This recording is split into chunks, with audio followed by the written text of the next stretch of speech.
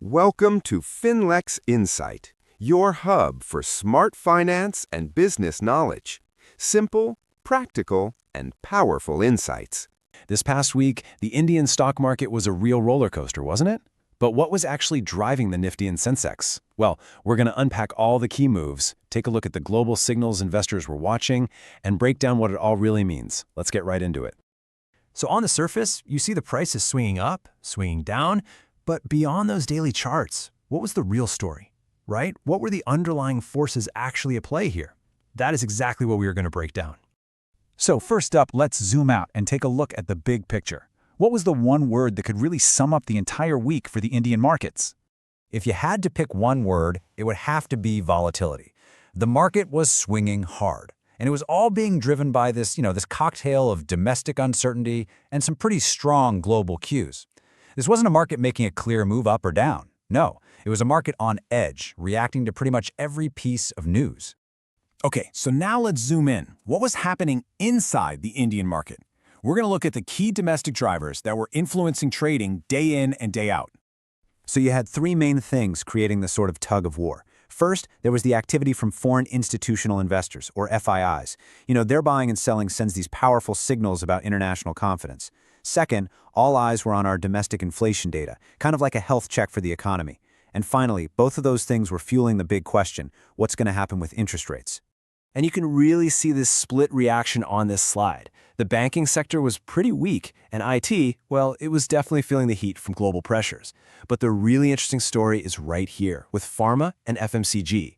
We saw this classic defensive buying. It's like when the forecast looks stormy, investors grab their umbrellas, and in this case, those umbrellas were the sectors they see as safe havens. And of course, you had some of the big names leading the charge on both sides of the aisle. We saw heavyweights like Reliance and HDFC Bank among the top gainers, which gave some much-needed strength to the index. But on the flip side, major players like Infosys and some of the Adani stocks faced some serious selling pressure, and that really dragged the market down. And this quote just hammers home that central point. It was a mix of unclear signals that kept traders on edge. And when the fundamental picture gets this cloudy, traders turn to the charts. So let's look at the key technical numbers they were all watching. So for everyone who follows the charts, there were some very clear levels that basically acted as these psychological battlegrounds for buyers and sellers all week long. The first really crucial number was 22,000 for the Nifty. Just think of this as the floor. It's a level where buyers have historically stepped in, thinking, okay, prices are low enough, this is a good deal.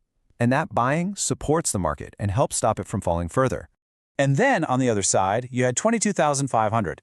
This is the ceiling, or what we call resistance. It's a level where sellers tend to come out, thinking prices are getting a little too high, and their selling pressure resists any more upward moves.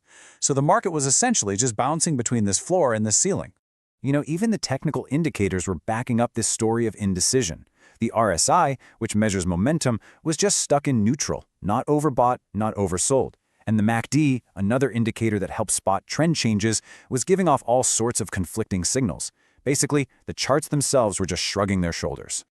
All right, now let's zoom back out and trace the ripples coming from overseas. It is absolutely impossible to understand our market in a bubble, and this week was a perfect example of just how interconnected everything is. Over in the US, the markets were also pretty mixed, hanging on every single word from the Federal Reserve. Because when the Fed even hints at raising or lowering interest rates, it impacts global money flow. And believe me, those shockwaves hit our markets almost instantly.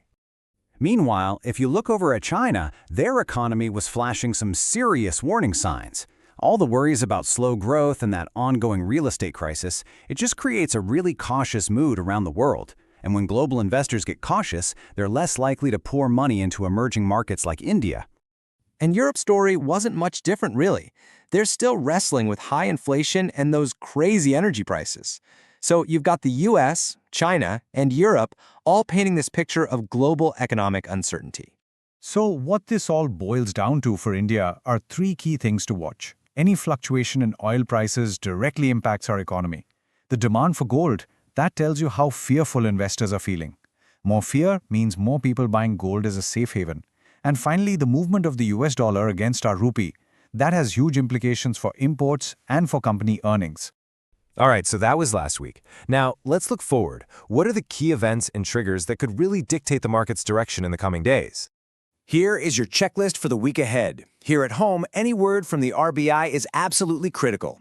Globally, we'll be watching for inflation data and, of course, any announcements from the U.S. Fed. And as always, keep one eye on those crude oil prices. These are the triggers that are going to set the tone. So, what that means is we're really looking at two main scenarios. If the news is good and the buyers can finally smash through that 22,500 ceiling, we could see a strong bullish rally. But if the news is weak, you should probably expect more consolidation, that sideways, choppy movement, or maybe even a slight pullback. So as we wrap up this explainer, let's try to distill all of this down into one final thought for you to carry into the week. So after breaking all of this down, the big question is, where's the opportunity in a market that's caught between fear and optimism? Is it hiding in those safe, defensive sectors we talked about? Or is it in some of those beaten down stocks that are just waiting to rebound? That's the key question for the week ahead. We'll see you next time. Thank you. Keep learning and growing with Finlex Insight. If you enjoyed the video, don't forget to like, share, and subscribe.